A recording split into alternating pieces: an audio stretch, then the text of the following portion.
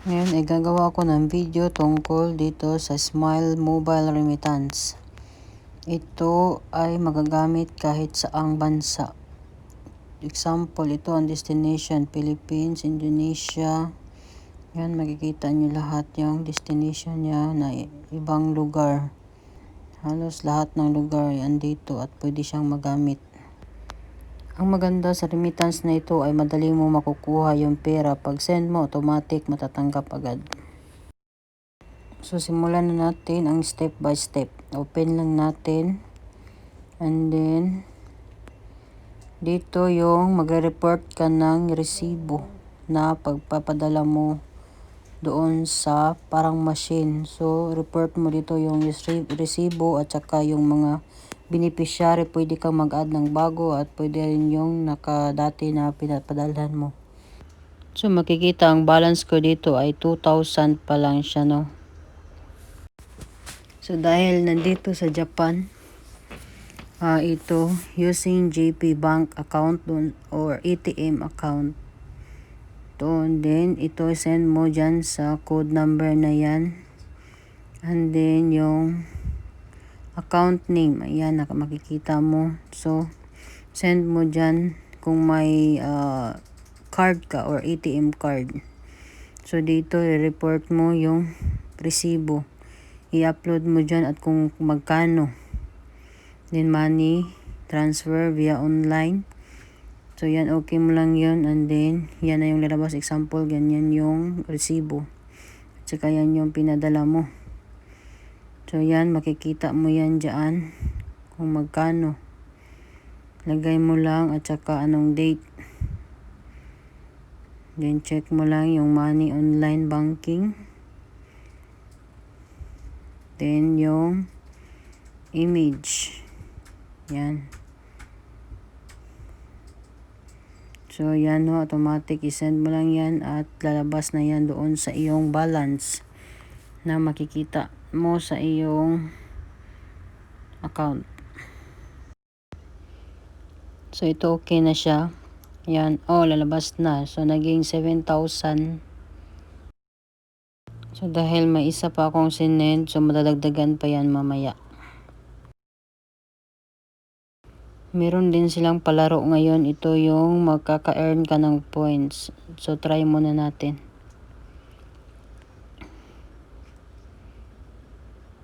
Yan, 1 point. So, magiging add mo yun sa iyong balance. Yan, meron kang 51 points. So, same process, magdadagdag ako ng isang resibo. So, ito na siya, naging nimang na siya, nimang or 20,000. So, ito yung ipapadala ko. Example, ito na-add na siya sa aking balance. Then, pwede na akong mag-send sa Pilipinas. So, try natin mag-remit. So, ito yung dati kong mga pinadala siya. Ito yung history dati. So, makikita mo yan dyan, lahat ng record. So, select natin.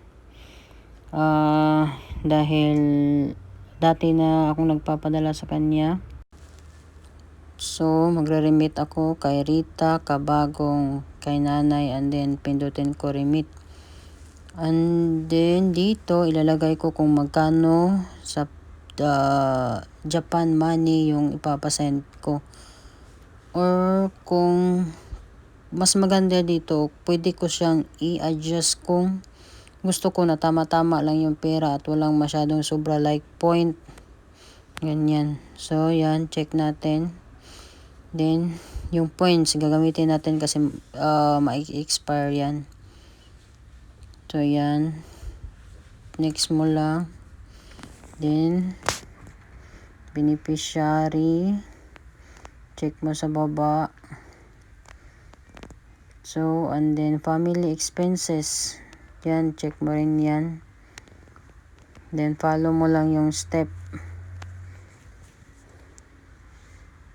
So, check mo yung mga information kung tama ba.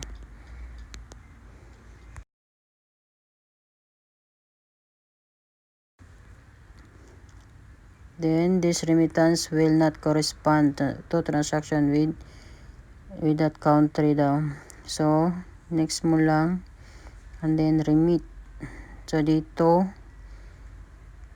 titingnan mo kung tama na or yan yung corresponding money or exchange money pagdating sa Pilipinas. So wait mo lang siya and then pindutin mo yung remit.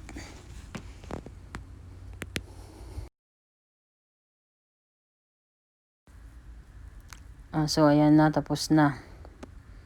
Yan. So nabawasan na siya, no, naging 5,800 na lang siya in yen, Japanese yen din. Yung points is naging 0 na siya. So check lang natin kung yan, delivering na siya, remit to, from, and then to. So delivering na siya, no. So wait lang natin at makukuha na yung pera kapag dumating na yung email.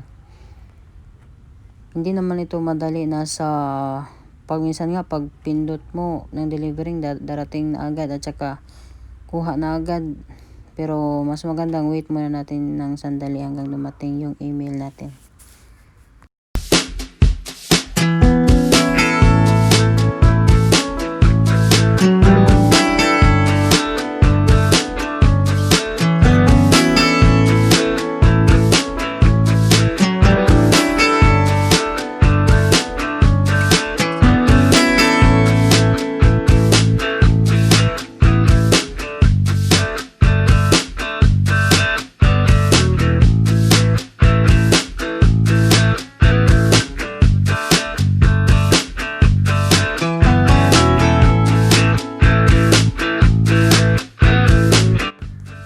So nag-message na sa akin yung email. Nakita ko na doon sa aking Gmail account. Ito.